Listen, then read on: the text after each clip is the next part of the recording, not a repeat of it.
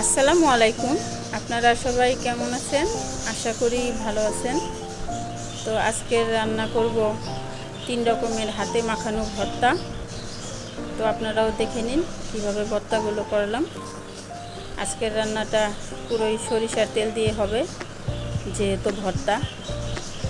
এখন শুকনো মরিচগুলো ভেজে নিই। এ পর্যায়ে চুলাটা একদম লো করে রেখেছি, যেন মরিচের দানাগুলো সুন্দর করে ভাজা হয়, তাহলে ভর্তাটা খেতে ভালো হবে। এখন মরিচগুলো উঠিয়ে নিলাম, আর ওদিকে ঢেঁড়সগুলো লবণ দিয়ে সিদ্ধ করে নিতেছি।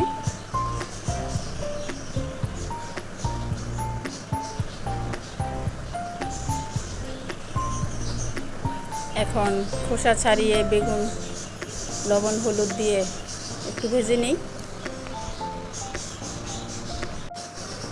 ভিডিওটি ভালো লাগলে একটা লাইক কমেন্ট শেয়ার করে পাশে থাকবেন, আর আমার এই ছোট চ্যানেলটাকে সাবস্ক্রাইব করে দিবেন, যাতে করে আমার সব ভিডিও আপনাদের কাছে পৌঁছে যায়।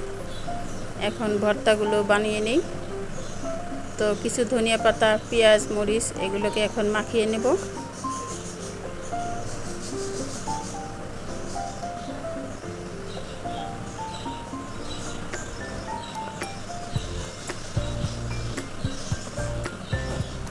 একটু লবণ দিয়ে দিলাম।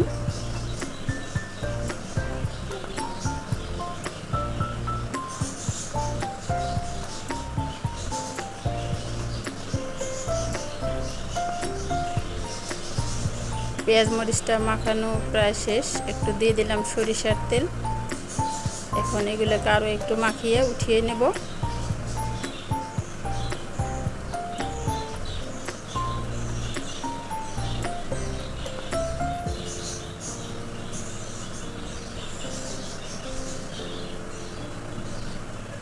এখন আলু ভর্তাটা করে নিলাম। এটা গরম থাকতেই আমি মাখিয়েছিলাম, সেজন্য দেখুন অনেক সুন্দর সফট হয়েছে।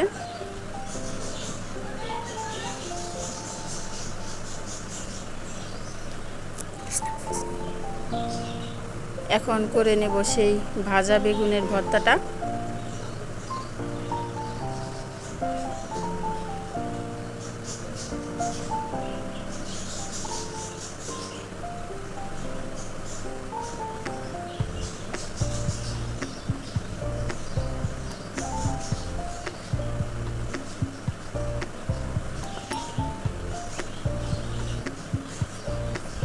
এগুলার খোসা ছাড়িয়ে নেওয়ার কারণে দেখুন ভর্তাটা দেখতেও সুন্দর হয়েছে, খেতেও কোনো ঝামেলা নেই।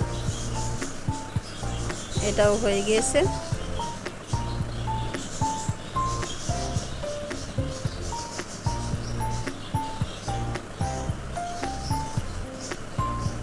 এখন করে নেব ঢেঁড়সের ভর্তা। আর কিছুটা পেঁয়াজ মরিচ আমার বেঁচে গিয়েছে, ওটাও একটা ভর্তা হয়ে গিয়েছে, পেঁয়াজ মরিচের ভর্তা।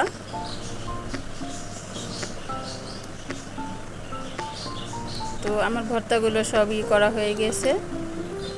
আজকের মতো এখানেই বিদায়। সবাই ভালো থাকবেন। আসসালামু আলাইকুম।